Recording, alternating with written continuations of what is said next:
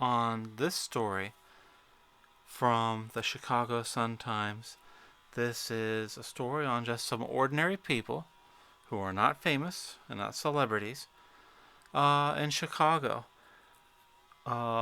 People who were shot, some of them were murdered. And I just wanted to go through this story from the Chicago Sun-Times and just read you a little bit about these people, because I think this is important for us as a nation. This is something sad here. Canadian man laments. Third world countries are safer than Chicago. Black folks being shot down and killed out here like dogs, he said last weekend. Most homicide victims in Chicago are young black men, and the suspects are too. There has been an increased violent and criminal activity on Saturday. Police canceled days off for officers and placed them on 12-hour shifts towards Chicago's neighborhoods, particularly on the south and west sides. Now, for those of you who don't live in Chicago, large chunks of this city are gun-free zones. These are zones that Democrat politicians set up in order to placate their radical activists so that you cannot legally own a gun to defend yourself or your family. However, there's no such restriction on the criminals in Chicago who shoot people with abandon. So let's take a look at some of these people here. 21-year-old Gregory Lewis. Lewis was gunned down while riding in a vehicle. He was at the Excel Academy of Roseland. He was a positive influence as a student there. He was a really good kid, according to the former dean where he went to school. This young lady was graduating and was shot. Thank goodness she survived. 18-year-old recently finished her senior year at Perspectives Leadership Academy. Her day started off perfect. As she waited outside a store, an SUV pulled up and someone opened fire into the crowd, striking her near her elbow. Now her account here is very interesting. This caught my attention. It was just people jumping out of their cars into stores. Police was letting them do whatever they wanted, she said. They did not care. Nobody cared. Isn't that horrible? Isn't that horrible that these police departments in Democrat-run cities with Democrat mayors, decade after decade, they do nothing to protect people or businesses. All they do is enrich themselves with graft and kickbacks and payoffs.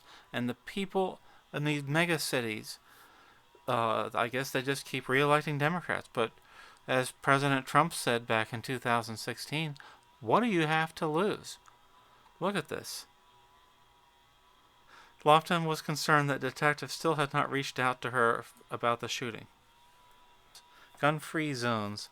Look at that. Why would anyone be proud of that? And then they try to blame President Trump for racial problems. Did President Trump shoot these people? No. He was visiting Chicago. He visited relatives. He lived in Washington, D.C. This man worked installing solar panels. Remembered by friends as hardworking, humble, and quick to laugh. He'd come home for the weekend, and he was shot dead.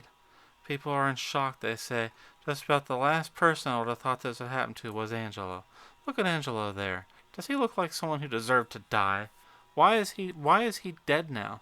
Because Democrat politicians did everything they could to politically exploit George Floyd's death, and they brought death to other African Americans in their greed for power.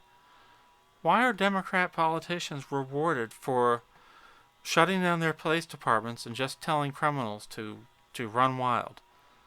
Look at the victims here. The victims are African Americans. Here's a man walking into a Metro PCS store to pay his bill. Struck in the abdomen and died. His name was John Tiggs. The late John Tiggs. Dead now. Just trying to pay a bill. There's other victims. This young lady here, she was enrolled Let's see, Lazara Daniels. She was a student at the college prep. Another young lady, Kayshana, this young lady here, was enrolled at Western Illinois University, where she was studying law enforcement. She hoped to become a correctional officer. Now she's gone. She can't help anyone. My intent here was to not be partisan, to look at these ordinary people and say, why? Why are these people dead? What she wrote in her neighborhood: when one person is hurt, everybody is hurting. We all might not hurt the same, but we can feel that pain when one of ours is hurt. And I would say we are all ours. You know, people talk about white privilege, white racism. Let me tell you something. I want to tell you what my race is and what my ethnic group is. Are you ready? Here we go. My race is human. My ethnic group is American. And that's what I've always believed, and that's what I believe now, and that's what I'll believe on the day I die. My race is human. My ethnic group is American. And these are not people of other races.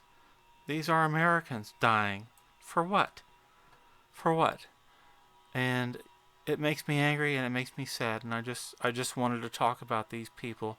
They did not deserve to die. They deserve better leadership than this. And their leadership spends all their time tweeting and giving interviews about what a monster they think President Trump is. Well, President Trump doesn't run Chicago. Democrats do.